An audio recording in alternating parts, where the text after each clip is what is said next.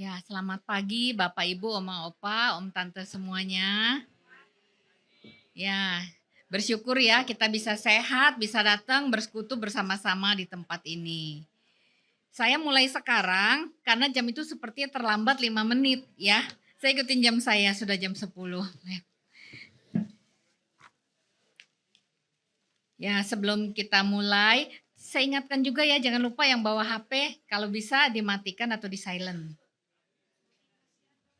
Iya, kalau bisa ya. Supaya nanti nggak mengganggu jalannya persekutuan.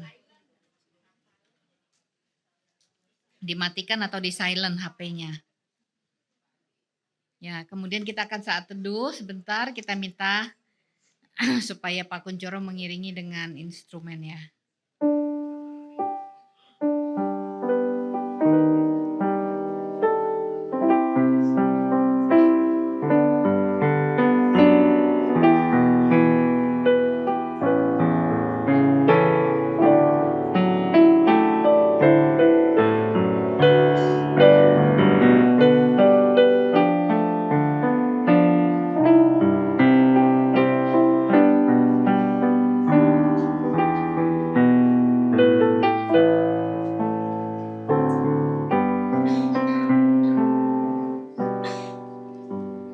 Saat teduh selesai, kita bersyukur ya. Saya yakin nggak ada di sini yang nggak ada pergumulan. Semuanya pergumulan. Tapi dengan saat teduh kita serahkan pergumulan kita supaya kita bisa mengarahkan hati kita kepada Tuhan. Sekarang saya undang yang bisa ya, supaya bangkit berdiri, Oma Opa, Om Tante. Yuk kita nyanyikan Mars Kebanggaan kita, Mars Susinda. Ya, dengan namanya nyanyi lagu Mars dan sikap.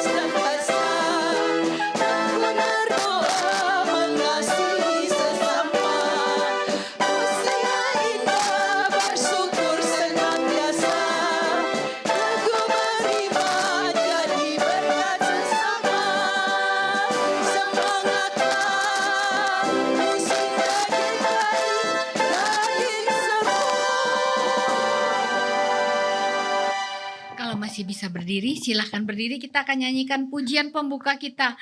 Mari kawan-kawan nyanyi gembira.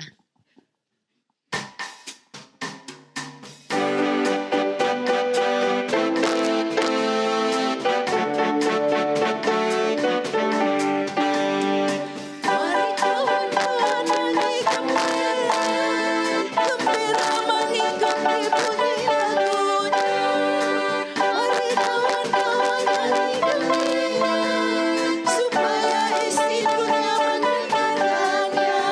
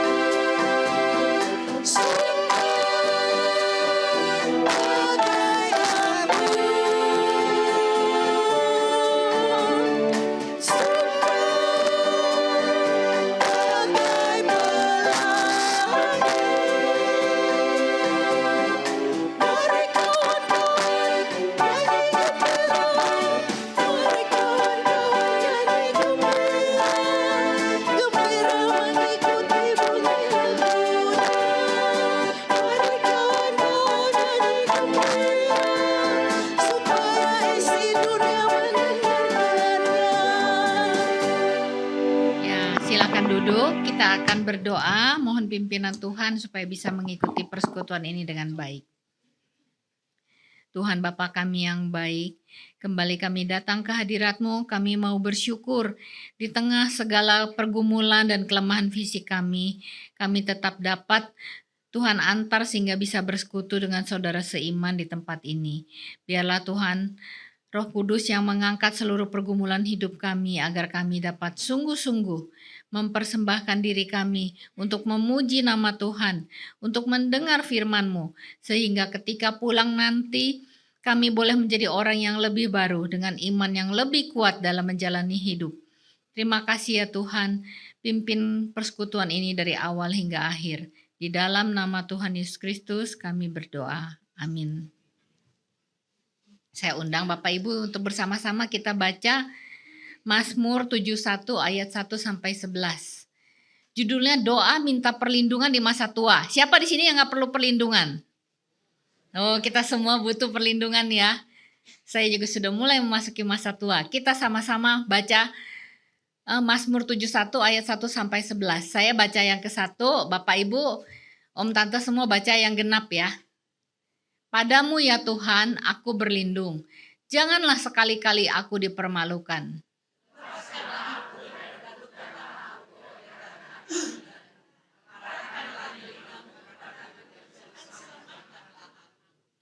Jadilah bagiku gunung batu perlindungan, tempat aku boleh datang setiap waktu. Engkau memang telah memutuskan untuk menyelamatkan aku, sebab engkaulah bukit batuku dan pertahananku.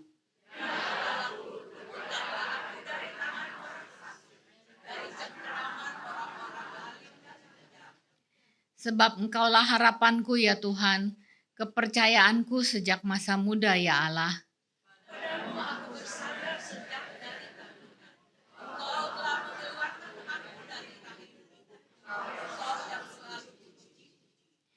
Bagi banyak orang, aku menjadi seperti perlambang, karena engkaulah tempat perlindunganku yang kuat.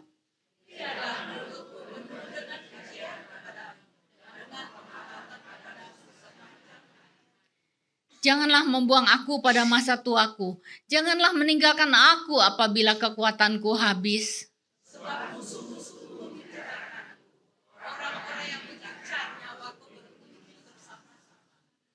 Dan berkata, kita baca sama-sama ya. Allah telah meninggalkan dia. Kejar dan tangkaplah dia, sebab tidak ada yang melepaskan dia. Ya, kita bersyukur ya Tuhan tidak akan melepaskan kita, bahkan sampai kita tua dengan segala pergumulan Tuhan tetap memegang kita. Nanti ada kesaksian dari Ibu Heni Ruswati ya.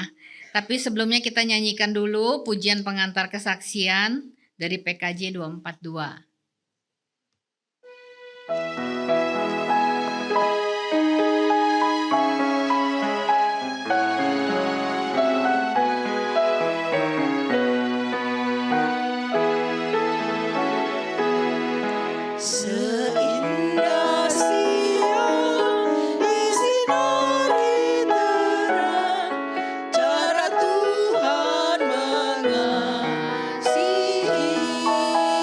Ku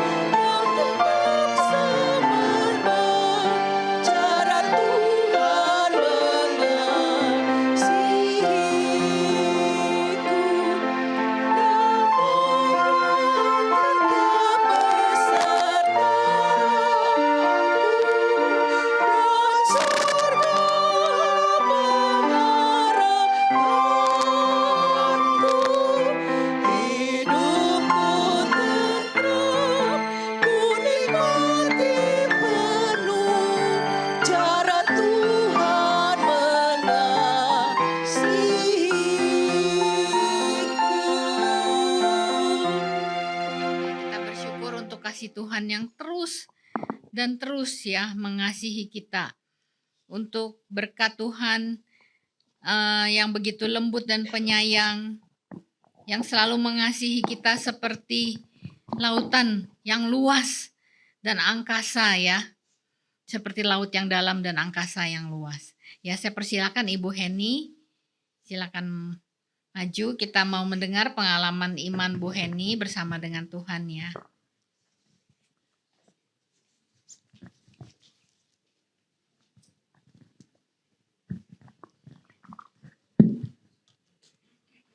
Makasih, saya dikasih kesempatan untuk bersaksi di sini. Saya baru 4 kali datang ke gereja ini. Saya asal dari Malang. Saya kenalkan diri saya sendiri dulu. Saya Heni Ruswati. Tepat pada tanggal 21 April kemarin, hari Kartini, itu genap saya 80. Saya akan bersaksi gimana saya tobat. Saya 45 tahun baru saya bertobat. Saya akan kenalkan keluarga saya dulu. Saya dilahirkan di keluarga yang mampu. Jadi papa mama saya semuanya bisnis. Tidak kekurangan sesuatu. Jadi saya nggak diajarin untuk beragama. Dan dilarang untuk beragama. Papa saya cuma bilang bisa cari duit cukup.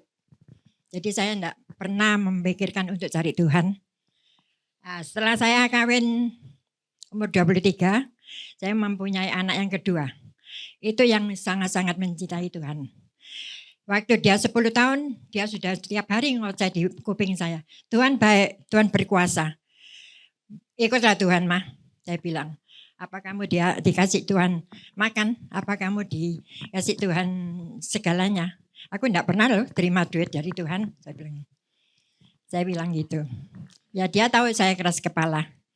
Dia doakan saya 2 tahun memakai lilin yang 20 cm. Sampai lilin itu padam sama rata sama tanah, dia barusan berdiri. Itu 2 tahun dia doakan saya. Sampai pendeta-pendeta itu salut sampai anak ini. Dengan jalannya waktu pada tahun 90, November tanggal 10. Waktu itu restoran saya ramai sekali. Dari jam 10 pagi sampai jam 10 malam tidak pernah ada kursi yang kosong. Saya capek sekali. Terus waktu saya sudah terlalu capek, saya bilang sama suami saya istirahat dulu. Biasanya saya kalau istirahat saya mesti mandi, ganti baju, baru istirahat. Itu enggak, saya langsung rebah di ranjang. Saya bilang, ya Tuhan saya kok capek. Seumur-umur saya dari lahir sampai 45 tahun saya enggak pernah sebut namanya TUHAN, enggak pernah. Memang saya enggak pernah ingin mau cari. Waktu saya bilang, ya Tuhan saya kok capek. Saya enggak tahan hidup kayak gini nih. Saya bingung, kok tumben saya bicara dengan sebutan Tuhan. Begitu saya berhenti berjalan, di jendela saya itu ada sinar yang luar biasa terangnya. Terus ada sosok yang gede sekali, dia membagi tantangannya ke kanan ke kiri. Ikutlah saya, keselamatanmu cuma di tanganku.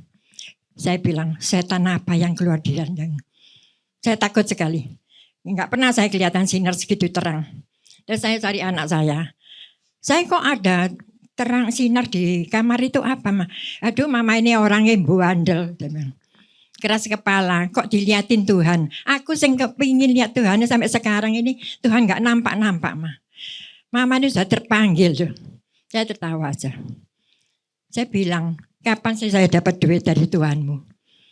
Nah itu akhirnya saya minggu depan, suami saya sudah ke gereja.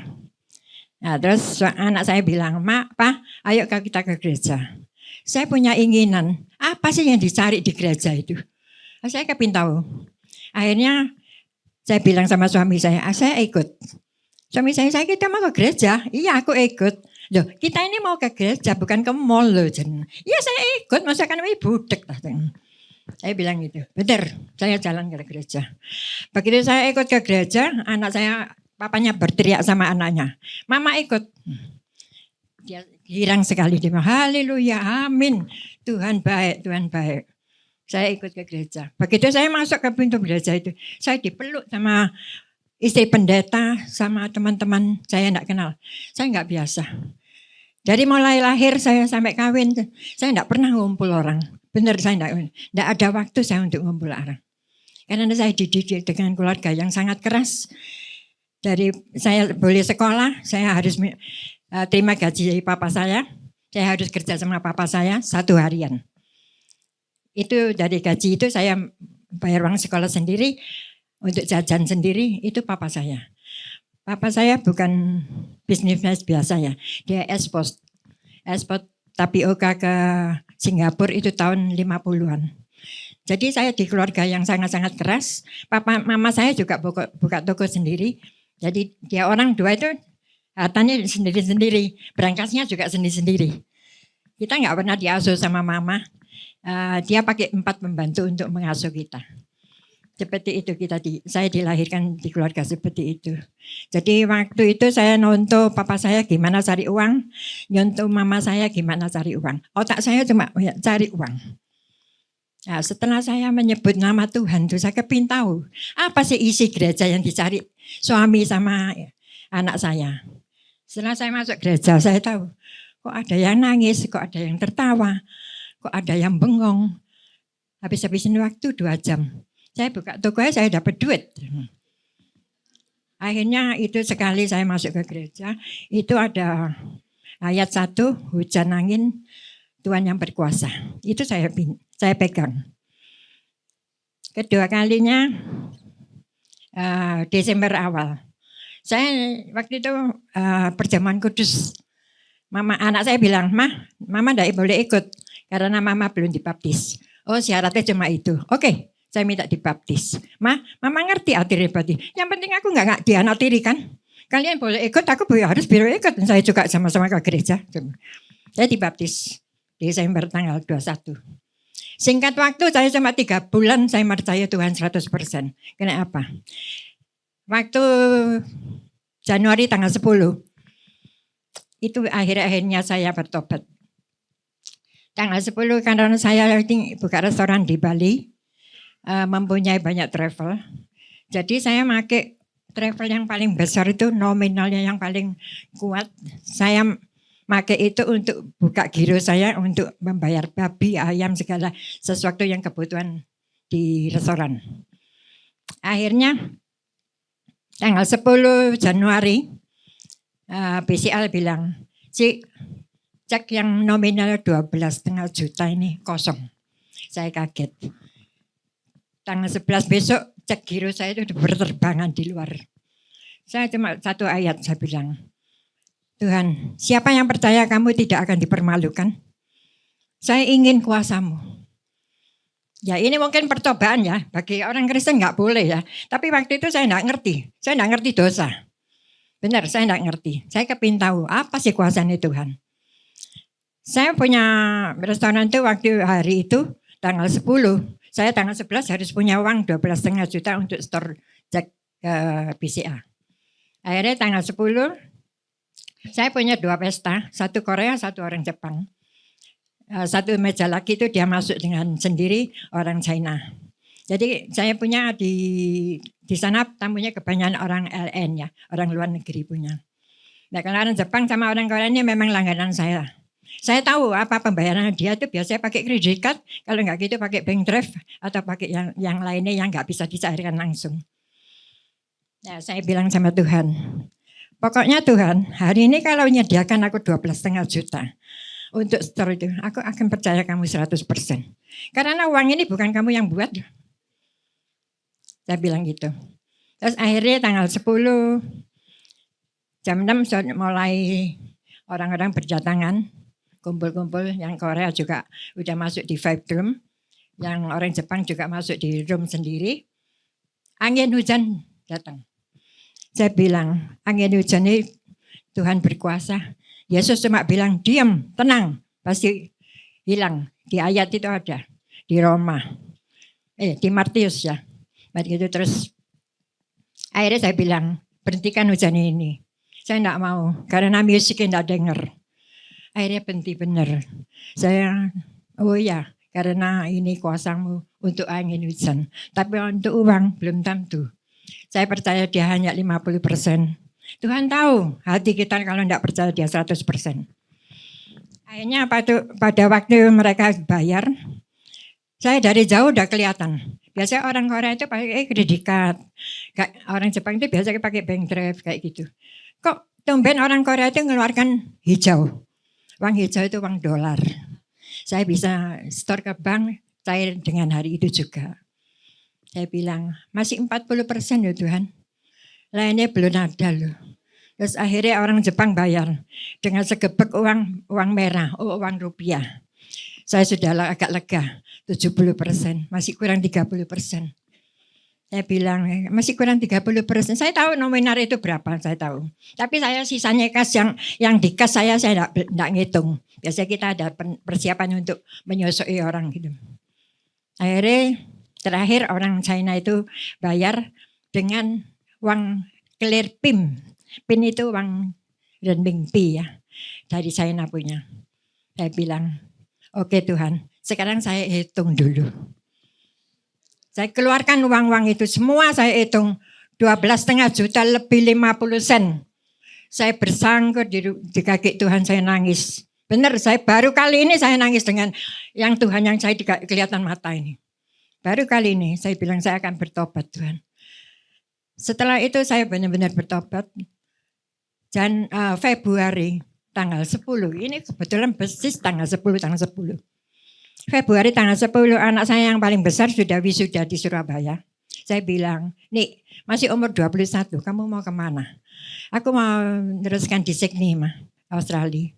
Ngambil tourism management. Saya bilang, Tuhan, aku enggak ada loh persiapan uang untuk mereka kuliah. Untuk persiapan restoran oke ya. Kalau untuk persiapan kuliah itu sangat-sangat mahal. Zaman dulu sudah kos sama makannya 3 jutaan. Sekarang hampir 20 juta ya. Akhirnya Tuhan bilang, siapa yang percaya aku cukupin. Itu yang saya pegang. Saya taruhkan anak saya. Dalam setahun saya keluarkan anak saya 3. Itu pertama saya keluarkan anak saya sudah dicaci maki sama ipar saya. 1 anak di Australia saya sudah beban berat. Sekarang kamu berangkatkan lagi anak yang kedua ke Taiwan. Anak 2 ke Taiwan itu bilang gini. Dia waktu itu Februari tahun 91 Juni dia selesai SMA. Saya tanya mau kemana? Dia bilang mau ke Taiwan. Saya bilang Tuhan aku enggak mampu. Benar-benar aku enggak mampu. Kalau uang dagangku dikeluarkan untuk anak-anak enggak. Nanti berantakan. Karena anak kenapa? Saya terima travel itu 1 hari itu hampir 7-8 bis. 300 orang. Jadi saya harus menyiapkan bahan segitu banyak. Akhirnya Tuhan bilang, anak 1 ini dia ada maunya. Belajarkan saya Tuhan untuk mendengar suaramu. Benar, Tuhan bengong terus di kuping saya. Berangkatkan, dia ada maunya. Saya juga tidak tahu apa yang maunya dia. Akhirnya saya tahu kalau dia ingin mendapatkan pendeta. Waktu dia masih remaja itu saya tanya, kalau besok cari jodoh mau cari apa? Saya cari mau imannya yang lebih besar dari aku mah. Ya pendeta, saya bilang. Boleh mah. Kenapa enggak boleh? Yang penting kamu mau. Sudah enggak usah noleh lagi ke mama loh ya. Lek ada sorona jangan noleh ke mama. Akhirnya dia dapat pendeta beneran. Ini yang Tuhan bilang. Dia maunya ke Taiwan. Itu akhirnya dia berangkat 91 juga Agustus. 2 saya memberangkatkan. Waktu saya berangkatkan yang di Taiwan ini, ipar saya yang kedua berangkatkan anak di Taiwan juga. Dia bilang sama saya, Mekwe, kamu ini ada otak enggak? 1 di Australia, 1 di Taiwan itu berat sekali loh. Kamu mampu? Saya bilang saya ada Tuhan. Dia bilang, apa Tuhan mau ngasih duit? Yang penting saya ada Tuhan. Dia bilang, Tuhan cukupi aku. Oh sudah kerasukan orang ini. Jadi bilangin gitu sama bapak saya. Saya bilang, ya udahlah, nanti tunggu aja. Kalau memang anak saya sudah wisuda datang, berarti saya ditolong Tuhan. Akhirnya 92 Februari. 91 Desember anak yang paling kecil itu dia membawa 1 kertas. Dia bilang, saya diterima di Australia laki ini. IELTS saya keterima di SMA. Akhirnya saya bilang, Tuhan, aku mampu 3-3-nya di Australia. Tuhan enggak jawab. Saya bilang, cukupin ya Tuhan. Tuhan enggak jawab. Saya berangkatkan. Akhirnya tiap ada uang semester dari Australia, itu 60 juta, 48 juta, 28 juta itu yang di Taiwan. Akhirnya saya dapat kertas itu, saya bilang sama Tuhan, Tuhan saya perlu loh duit segini. Tanggal 1 datang, tanggal 15 harus bank draft. Uang dari mana saya enggak tahu. Ya untuk jadi travel dan travel enggak bisa kita pegang uang itu pasti pas waktunya apa enggak. Tadi saya bilang, Tuhan cukupin aku. Cukupin aku. Kamu kan bilang kalau siapa percaya pasti cukup. Akhirnya benar. Tuhan tiap semester nyukupin saya. Ada yang 8 tahun, ada yang 7 tahun, ada yang 5 tahun. Akhirnya Tuhan benar-benar nyukupin aku. Ya itulah kesaksian saya. Bahwa saya setelah ikut Tuhan, saya kerjanya enggak setengah mati seperti dulu sebelumnya saya ikut Tuhan. Tuhan menata kerjaanku dan membawa travel dari 1 ke 1 sampai 13 travel. Dengan gampangnya saya cari duit. Benar. Tidak itu aja, nanti saya lain kali kesaksian untuk nyawa suami saya. Suami saya sudah 4 kali tidak sadar diri, tapi saya bilang Tuhan jangan diambil dulu Tuhan, belum ulang tahun. Tuhan dengar. Lain kali saya bersaksi lagi ya. Makasih, Ya, makasih terima banyak. kasih kesaksiannya Bu Heni. Ya, kita lihat bagaimana Tuhan begitu mengasihi kita dan kita yang sudah dipilihnya ya. Kita bisa hadir di sini juga karena dipilih Tuhan sehingga kita juga punya kerinduan untuk bersekutu bersama. Ada yang tahu judul persekutuan kita hari ini? Nah, tuh ada tuh ya. Tampil ya. Berharga bagi Tuhan. Ya, jadi kita semua ini berharga loh bagi Tuhan, ya. Nah, kita akan dengar bagaimana maksudnya berharga bagi Tuhan dari Pak Santoni. Sebelumnya kita nyanyikan dulu lagu PKJ 103 ya. Carilah dahulu kerajaan Allah. Ya, tadi kesaksian Bu Heni juga ya. Bahwa kita harus cari dulu kerajaan Allah. Jadi segala sesuatu yang tidak mungkin menjadi mungkin, ya.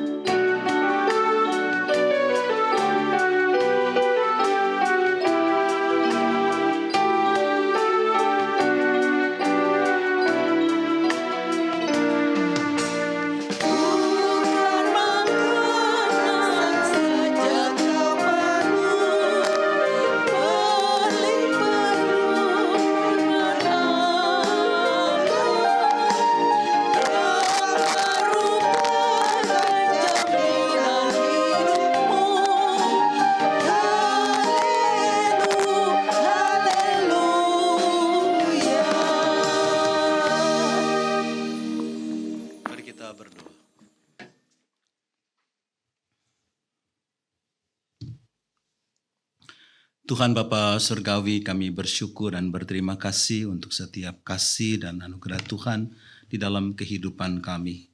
Kami ingin bersama-sama belajar dari firman Tuhan.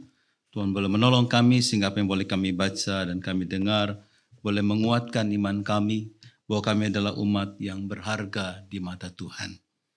Berfirmanlah Tuhan kepada kami sedia mendengarkan firman-Mu. Hanya dalam nama Tuhan Yesus kami berdoa. Amin. Ya, kita akan membaca dari kitab Matius pasal 18 ayat 12 sampai ayat yang ke-14.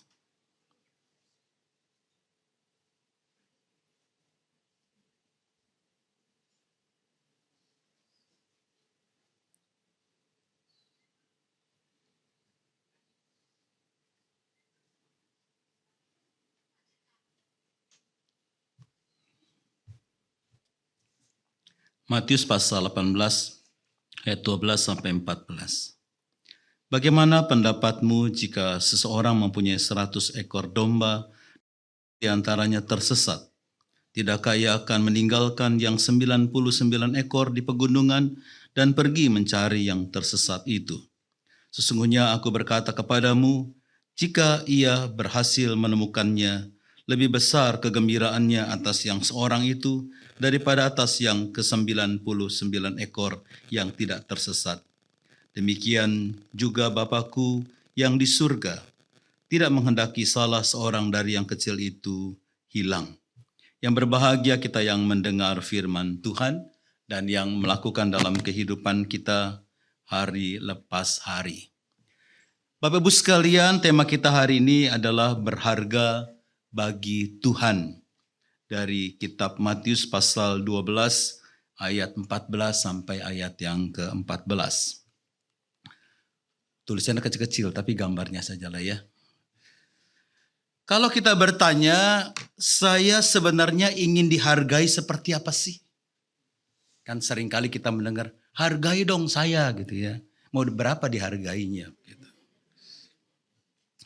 Mungkin jawabannya adalah saya ingin dihargai tanpa dibandingkan dengan orang lain. Saya ingin dihargai bukan hanya saat saya berhasil.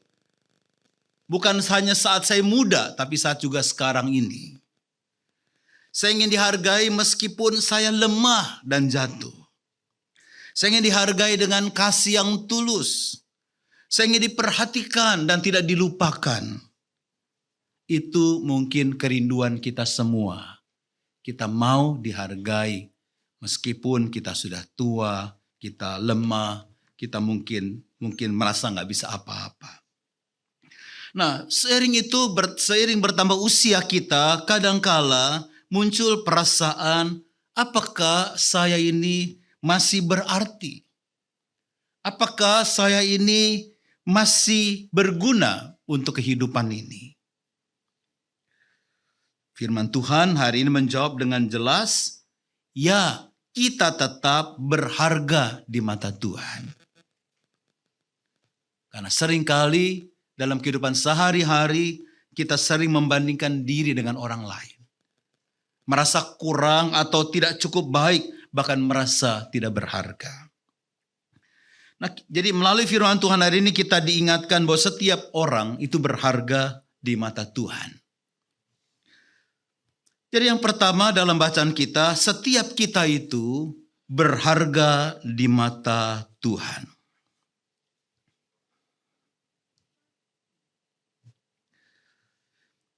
Dalam cerita kita ini, ada 99 domba yang aman, nggak lari, nggak nakal. Yang satu pergi nggak tahu kemana. Kan biasa dari banyak kumpulan begitu, ada satu yang nakal nyelonong pergi. Nggak tahu pergi kemana dia. Kan biasa begitu ya, di gereja juga sama. Sekian banyak, kadang-kadang ada yang nakal. Nggak datang-datang ke gereja gitu ya, itu ada. Tapi Tuhan tetap mencari yang satu yang hilang ini. Mungkin secara manusia kita berpikir, sudahlah ngapain dicari? Masih ada yang banyak, masih ada 99 ekor. Ngapain yang satu dicari? Tapi tidak bagi Tuhan. Satu orang sama berharganya dengan yang banyak. Jadi yang satu tuh dicari kemanapun. Jadi secara logika manusia 99 sudah cukup. Tapi bagi Tuhan yang satu ini tetap penting. Sang gembala itu pergi mencari. Berarti Tuhan itu aktif bukan pasif. Terus mencari dan mencari domba yang hilang itu. Tuhan itu tidak menyerah. Dia setia mencari yang hilang itu. Dan dia bersuka cita saat menemukan yang satu itu. Jadi Tuhan sangat menghargai satu jiwa sekalipun. Dia sangat mencintai. Jadi apa maknanya buat kita? Tuhan itu tidak menghitung kita sebagai angka, tapi sebagai pribadi yang dikasihi Tuhan.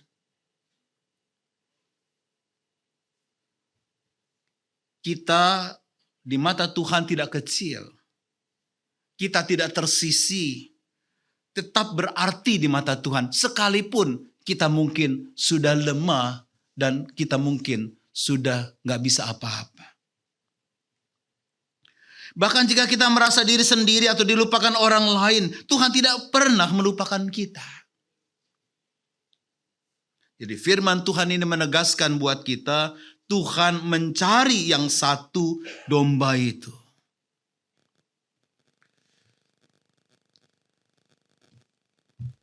Ada seseorang yang memiliki uang lama, uang zaman dulu. Uangnya mungkin sudah lusuh, bahkan nggak bisa dipakai lagi untuk belanja. Tapi bagi seorang kolektor, uang itu sangat berharga. Bahkan bisa dihargai jauh lebih tinggi daripada uang yang baru. Kenapa? Karena nilainya bukan ditentukan oleh kondisi luar yang uangnya sudah lama, tapi oleh arti dan keberadaannya. Uang itu langka. Sama dengan kita juga demikian. Mungkin tubuh kita tidak sekuat dulu lagi. Mungkin sudah tidak seaktif dulu lagi. Tapi pesan yang penting buat kita, Tuhan mencari yang satu domba itu. Tuhan mengenal pribadi kita satu persatu secara pribadi.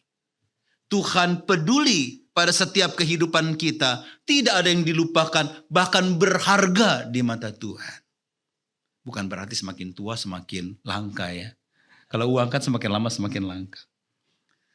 Jadi di usia lanjut Tuhan tetap melihat. Tuhan tetap memperhatikan. Tuhan tetap mengasihi. Tuhan tidak pernah berkata, kamu sudah gak penting lagi. Tuhan gak pernah bilang, kamu sudah gak berguna lagi. Orang bisa bilang begitu. Tuhan gak bilang begitu. Biarin aja lah orang ngomong apa. Yang penting Tuhan bilang, kamu penting buat saya. Kamu berharga buat saya.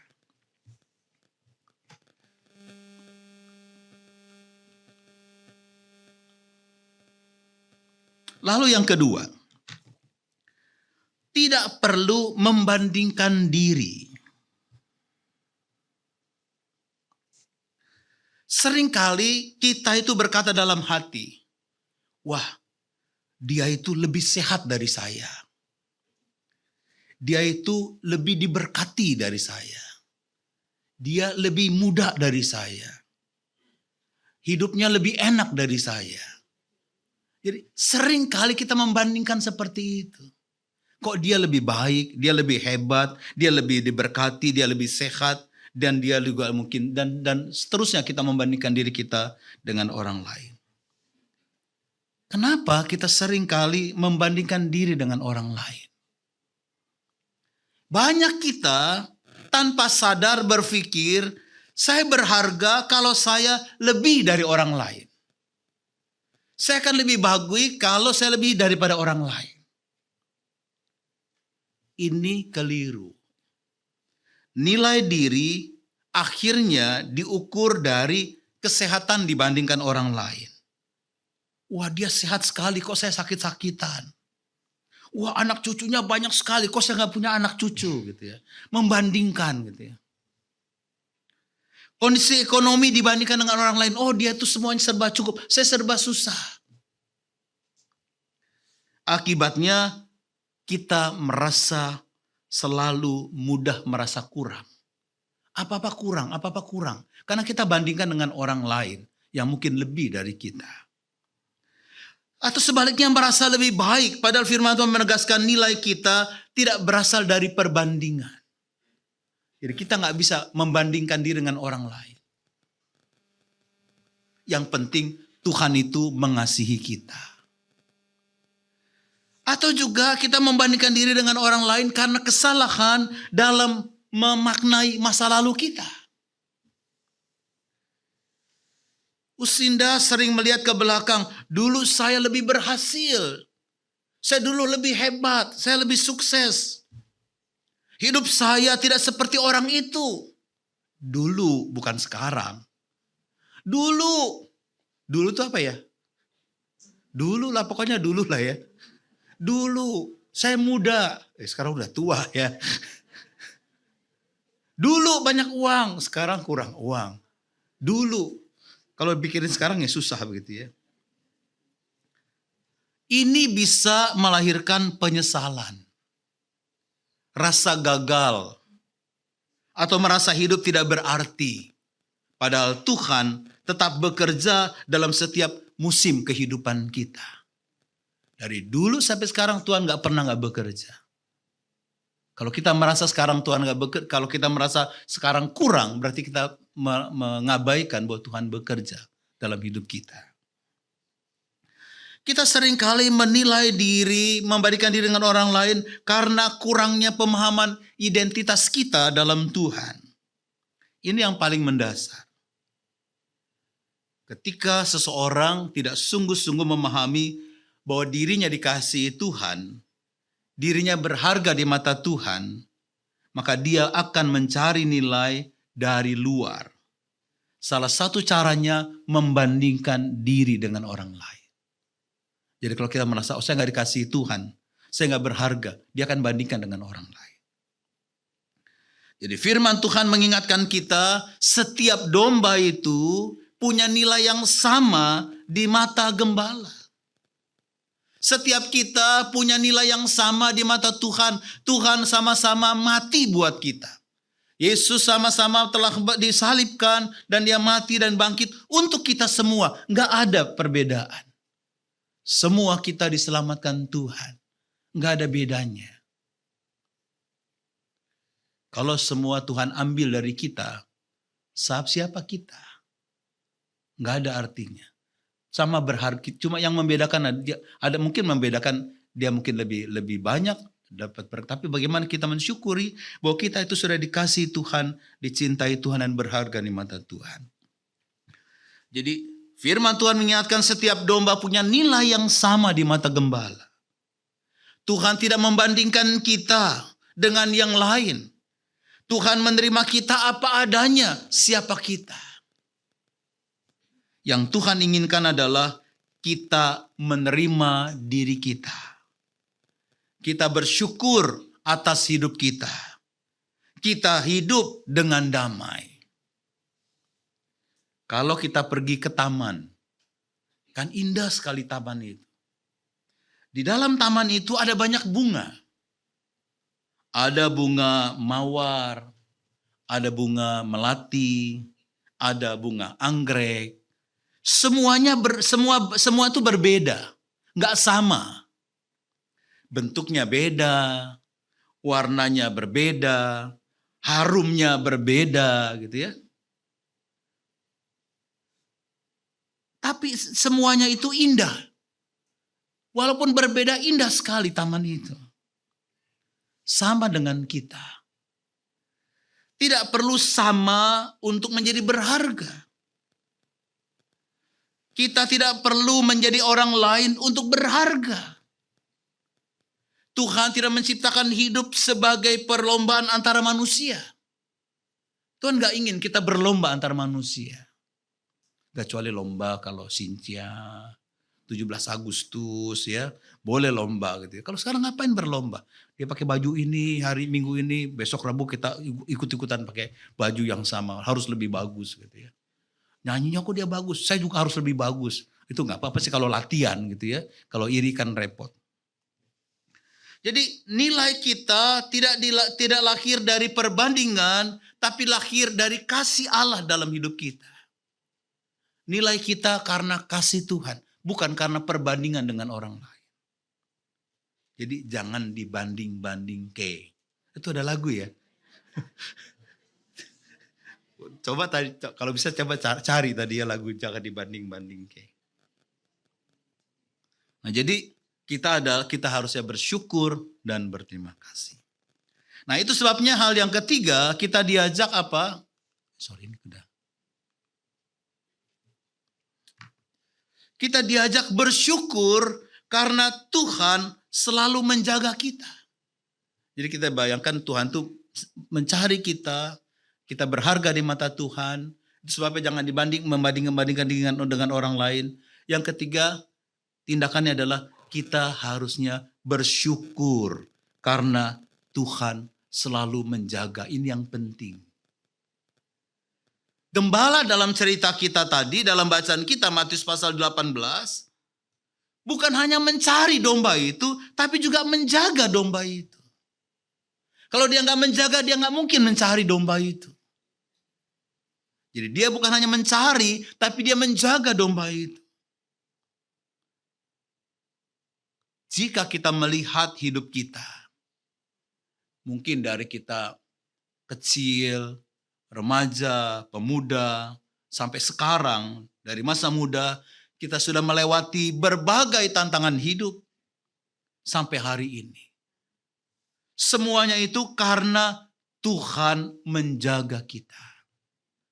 Kalau kita bisa sampai hari ini, bisa seperti ini, karena Tuhan menjaga kita. Bahkan sampai sekarang, kita masih diberi nafas kehidupan. Kalau kita masih bisa bernafas, itu Tuhan jaga kita. Kalau Tuhan gak jaga, Bu Yanti sibuk ya. Kalau Tuhan gak jaga ya, harus ke Tabita, ke Oasis gitu ya. Tapi kita masih diberi nafas. Jadi kalau kita masih bernafas, Tuhan jaga. Gak usah repot-repot gitu ya. Gak usah mikirin yang aneh-aneh gitu. Tuhan tuh jagain saya enggak? Udah pasti jagain kita. Kalau enggak bernafas kita. Masih bisa berdoa. Itu karena Tuhan jaga kita. Kita masih bisa ibadah. Kita masih bisa makan dan minum. Itu karena Tuhan menjaga kita. Masih bisa bangun ya. Itu. Kalau enggak bisa bangun repot ya. Itu sudah pulang ke rumah Tuhan ya. Tuhan jaga selama-lamanya di atasnya. Jadi itu bukti bahwa Tuhan belum selesai dalam hidup kita. Jadi kalau kita masih bisa bernafas, bisa makan, bisa ibadah, masih menjalani kehidupan hari demi hari, berarti Tuhan belum selesai dengan kita. Ada tugas yang Tuhan berikan buat kita. Jadi Bapak Ibu sekalian, hari ini kita belajar, kita semua berharga di mata Tuhan. Kita tidak perlu membandingkan diri dengan orang lain. Kita harus bersyukur karena Tuhan menjaga hidup kita. Jadi 3 hal yang penting, kita berharga di mata Tuhan. Gak perlu membandingkan diri dengan orang lain. Dan bersyukur Tuhan jaga kita. Kita harus jalani hidup dengan apa? Hati yang tenang. Hati yang bersyukur. Hati yang percaya. Kenapa? Karena kita berharga, kita dijaga Tuhan, itu sebabnya harusnya tenang, bersyukur dan percaya. Karena satu hal yang pasti, Tuhan tidak pernah meninggalkan kita dan kita selalu berharga baginya. Jadi Tuhan tidak pernah tinggalkan kita dan kita berharga di matanya. Itu sebabnya untuk kita, Anda tidak dilupakan. Anda tidak kalah dari siapapun. Anda tetap dicari, dijaga, dikasihi Tuhan. Karena bagi Tuhan, 1 jiwa lebih berharga daripada 100 tanpa kasih. Nah, itu dia. Sekarang ayat hafalannya. Itu ada Usinda Gikai Gering Serpong loh tulisannya. Ya. Usinda Gikai Gering Serpong. Betul kan? Dari Yesaya 43 ayat 4a ya. Oleh karena engkau berharga di mataku dan mulia, dan aku ini mengasihi engkau. Ya.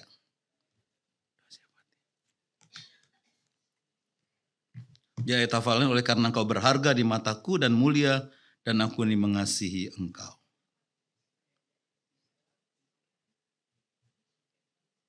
Langsung hafal kan? Jadi bangsa Israel pada waktu itu dibuang ke tanah pembuangan di Babil. Mereka merasa ditinggalkan Tuhan. Mereka merasa hidup menderita. Lalu Tuhan mengatakan kepada mereka bahwa mereka itu sangat berharga di mata Tuhan. Ya, kita akan menaikkan doa siap. doa syafaat. Tuhan Bapa Surgawi, kami bersyukur kalau kami itu berharga di mata Tuhan. Kau cari kami, Kau dampingi kami, Kau selalu ada bersama kami dalam setiap musim kehidupan kami. Kami juga bersyukur bahwa Tuhan selalu menjaga kami dalam setiap musim kehidupan kami. Kau tak pernah meninggalkan kami, tapi Kau mengasihi kami, memelihara kami, bahkan menopang kami, apapun yang kami hadapi. Seperti apapun kami berharga, dijaga oleh Tuhan. Tuhan tolong kami agar kami tidak membanding-bandingkan diri kami dengan orang lain. Biar kami mensyukuri hidup kami. Apa yang kami miliki saat ini. Apa yang ada pada kami bersyukur. Semua karena Tuhan yang memberikan kepada kami. Karena Tuhan yang baik buat kami. Kami ingin juga bersama-sama berdoa pada hari ini. Bagi keluarga Ibu Yulia Dharma pasca kedukaan atas berpulangnya suami yang terkasih ke rumah Bapa di surga. Biar Tuhan terus memberikan kekuatan, kesehatan, dan kasih karunia kepadanya agar dapat menjalani kehidupan dengan kasih dan juga iman yang tangguh kepada Tuhan. Berkati juga setiap kami, kesehatan para pengurus, biar mereka juga boleh melayani dengan kesungguhan, boleh melayani dengan hati, sehingga boleh memberikan terbaik bagi setiap kami. Berkati seluruh jemaat Usinda beserta keluarga, apapun yang mereka hadapi, apapun yang mereka alami, mungkin pergumulan keluarga, mungkin sakit penyakit, mungkin masalah-masalah ekonomi, apapun masalah yang dihadapi oleh setiap jemaatmu ini, Tuhan menolong dan meyakinkan mereka bahwa Tuhan ada berjuang bersama dengan mereka dan juga selalu mendampingi dalam setiap perjuangan hidup. Saya berdoa buat program kerja yang akan yang telah direncanakan, biarlah boleh berlangsung dengan baik, sehingga semua program kerja boleh membuat jemaat Usinda bertemu dengan Tuhan dalam seluruh aktivitas kegiatan Usinda. Berkati juga proses pembangunan gedung gereja GKI Gani Serpong, biar Engkau boleh memimpin, memberkati, agar boleh selesai pada waktunya, memberkati dana yang masih dibutuhkan, biar semuanya boleh Tuhan cukupkan, sehingga pada waktunya kami dapat beribadah dengan baik di sana. Kami ingin berdoa buat saudara kami yang berulang tahun, tanggal 30 April, Ibu Cinman, Ibu Yosefin, dan tanggal 4 Mei, Ibu Betsy dan Mawijaya. Kami bersyukur buat mereka di tengah-tengah usia bertambah. Biar bertambah usia mereka boleh bertambah iman, percaya, dan mengasihi Tuhan di dalam kasih dan anugerah Tuhan.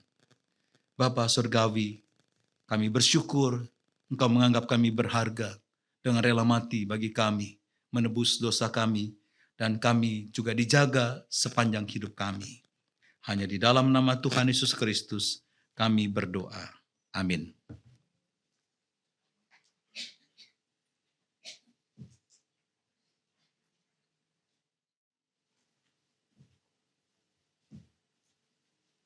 Ya Bapak Ibu semua, kita sudah diingatkan ya, melalui firman tadi kita dengar bahwa kita semua itu berharga bagi Tuhan. Jadi jangan suka membanding-bandingkan diri. Setiap orang ada kelebihannya tapi juga pasti ada pergumulannya. Sehingga kita harus terus bersyukur, itu yang Tuhan minta ya. Karena kita itu berharga di hadapan Tuhan. Nah sekarang kita siapkan persembahan sebagai tanda syukur kita akan kasih Tuhan yang besar bagi kita. Mari kita iringi dengan lagu dari PKJ 147, Di Sini Aku Bawa.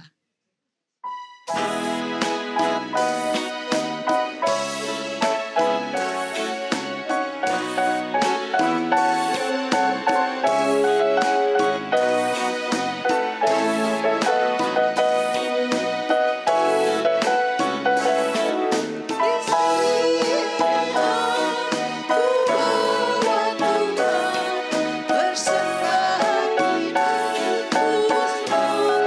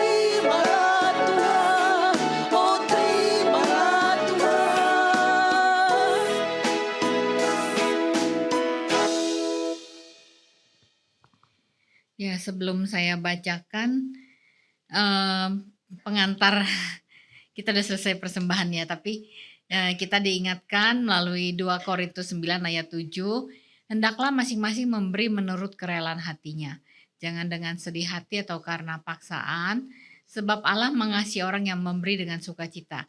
Semoga pemberian kita semua ini kita lakukan dengan penuh sukacita ya. Mari kita bawa dalam doa persembahan kita. Tuhan, kami sungguh percaya kalau Tuhan adalah Allah yang Maha Pengasih yang terus memelihara kami hingga saat ini. Kami bersyukur untuk setiap berkat Tuhan, setiap pemeliharaan Tuhan dalam kehidupan kami. Biarlah kiranya tanda syukur yang kami berikan ini yang merupakan sebagian dari berkat yang Tuhan berikan juga kepada kami, boleh dikelola dengan baik di GKI Gading Serpong, menjadi berkat untuk memperluas kerajaan Tuhan. Di dalam nama Tuhan Yesus Kristus kami berdoa dan bersyukur. Amin.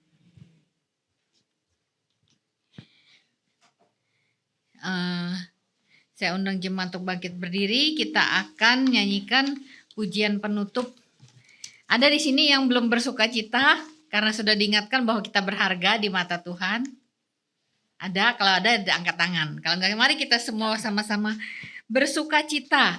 Nyanyinya dengan sukacita ya, mulut senyum ya, nggak ada yang merengut ya. Ingat kita ini berharga loh di mata Tuhan, disayang Tuhan. Jangan banding-bandingkan hidup dengan orang lain. Tadi Pak Santoni bilang ya, oh dia kok lebih enak ya hidupnya ya, dia lebih nih. Setiap orang punya pergumulan supaya kita juga terus berdoa pada Tuhan. Ya, jadi kita terus bersyukur.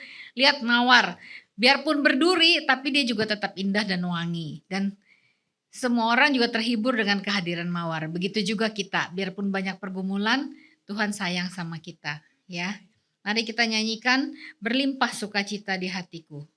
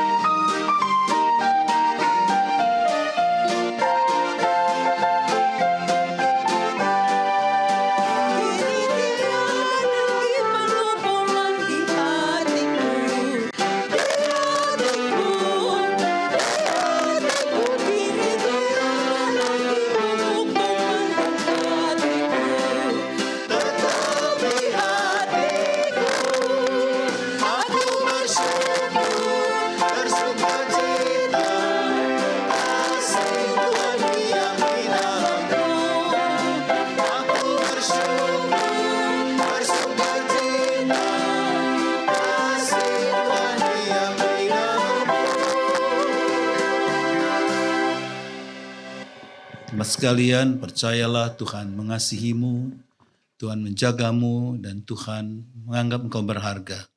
Itu sebabnya percayalah, yakinlah Tuhan tidak meninggalkan kita, dan terimalah berkat Tuhan. Tuhan memberkati engkau dan melindungi engkau. Tuhan menyinari engkau dengan wajah-Nya dan memberi engkau kasih karunia. Tuhan menghadapkan wajah-Nya kepadamu dan memberi engkau damai sejahtera, kekuatan, perlindungan, kesehatan, nafkah, dan rezeki dalam setiap detik perjuangan hidupmu, kekal sampai selama-lamanya. Amin. Bapa, terima kasih.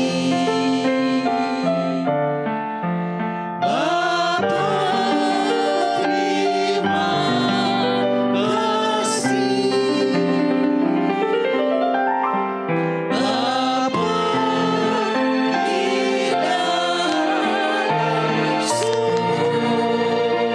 dalam surga,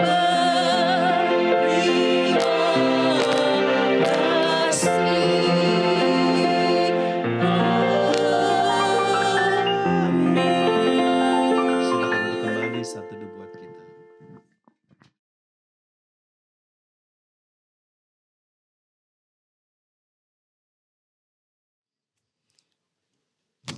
Selamat siang Bapak Ibu. Mohon perhatian sejenak untuk Warta Jemaat Usinda hari Rabu tanggal 6 Mei 2026. Atas nama pengurus Komisi Usinda, kami mengucapkan terima kasih kepada Bapak Pendeta Emeritus Santoni Ong selaku pembawa firman kita pada hari ini. Kiranya Tuhan memberkati pelayanan Bapak. Terima kasih kepada liturgos Ibu Yana Idris, singers Ibu Shirley Dauhan dan Ibu Titin Hendra, pemusik Bapak Kuncoro, penerima tamu Bapak Hengki dan Bapak Arifin, multimedia Saudara Kevin dan Saudara Efrat. Tuhan memberkati pelayanan Bapak Ibu sekalian. Tema persekutuan kita minggu depan tanggal 13 Mei 2026 dengan tema Makin Berisi Makin Merunduk. Terambil dari Lukas 14 ayat 7 sampai 14. Pembicara Ibu Reni Julia Stuti. Liturgos Ibu Melanita. Singers Ibu Esther Simamora dan Ibu Rini Raharjo. Pemusik Ibu Novi. Penerima tamu Ibu Liana Cahyati dan Ibu Hernawati. Pembaca warta Ibu Anita Citrawati. Apakah ada tamu yang hadir untuk pertama kali? Mohon untuk memperkenalkan diri dan maju ke depan. Apakah ada hari ini? Ya, karena tidak ada, kita akan teruskan pengumuman dari komisi. Setelah persekutuan, ada MMA dan latihan paduan suara. Tanggal 8 Mei 2026, hari Jumat, ada kegiatan melukis di GK jam 9 pagi. Kemudian ada warta pengumuman tambahan. Komisi Pasutri mengadakan seminar hukum waris seri kedua dengan topik sikat, sikut, sakit. Karena warisan yang akan menolong kita mengatur berkat dalam wasiat.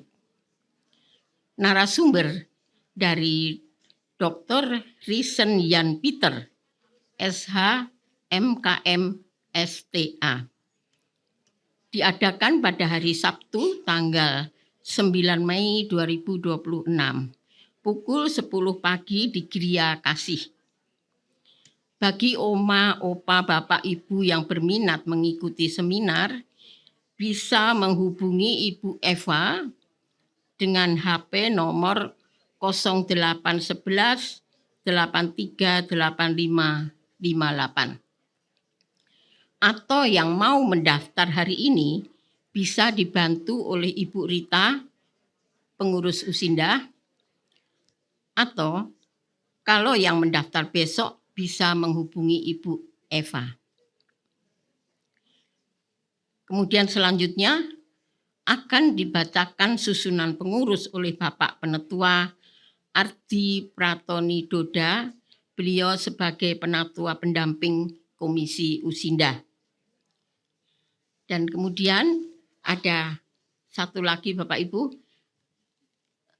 untuk siapa saja yang telah menerima buku ini, pengurus mengharapkan Bapak Ibu untuk membacanya setiap hari, karena di dalam isinya bagus sekali. Terima kasih. Akan dilanjutkan oleh Bapak.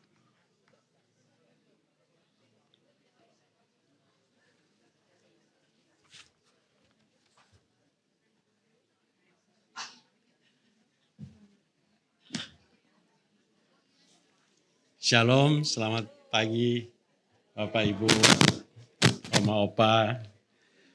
Mohon izin waktunya saya akan memanggil atau memanggil teman-teman yang menjadi pengurus pada Komisi Usia Indah ini masa pelayanan 26-28. Sebenarnya ini udah terlambat 1 bulan ya harusnya. Ini, bulan April, awal April udah mulai, tapi better late than never ya. Oke, mulai dari mungkin pendeta pendamping ya. Ini ini ada Ibu Pendeta Erma. Ibu Pendeta Erma ada bisa ke depan. Kemudian Ibu Lydia Dini Kurnia ini sebagai ketua kita.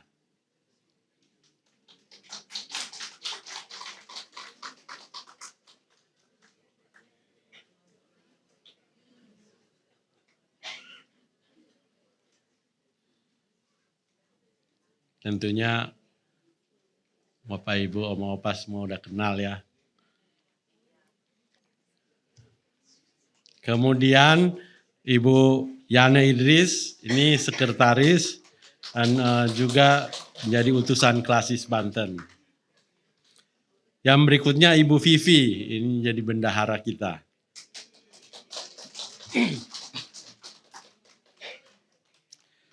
Selanjutnya Ibu Linda, ini mengurusi mengenai persekutuan. Ini jadi di seksi persekutuannya ini ada 4 ibu-ibu yang akan melayani, Ibu Linda, kemudian Ibu Nuriani Yusuf, kemudian Ibu Hermin Widajati, Ibu Hermin ada ya, kemudian Ibu Rita, Ibu Rita Ratika, dan yang ya itu yang 4 ya, ini yang mengatur persekutuan kita ini. Ini ibu-ibu semua. Kemudian kita punya si pemerhati dan pelawat. Ini juga ada 4. Ibu Anita Citrawati. Ibu Anita ini juga merangkap si konsumsi. Jadi yang menyiapkan konsumsi buat kita tiap minggu ya. Terima kasih. Kemudian ada Ibu Vera Yuliana Markus, ini istrinya Bapak Pendeta kita.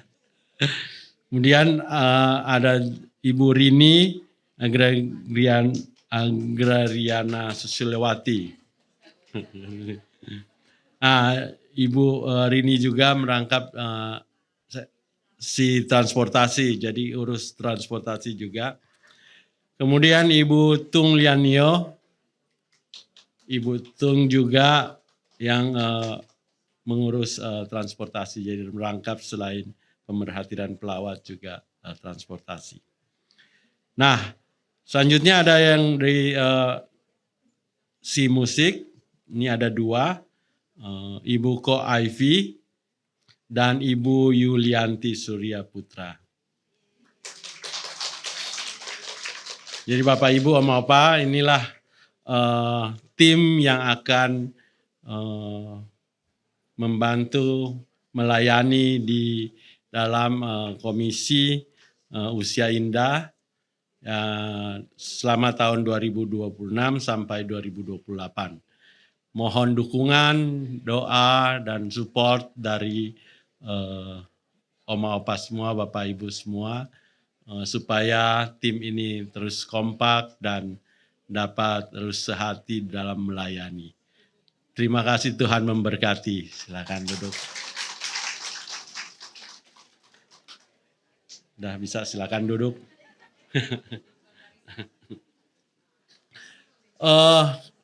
Karena warta sudah selesai, kita akan masuk langsung dalam bentuk kelompok MMA.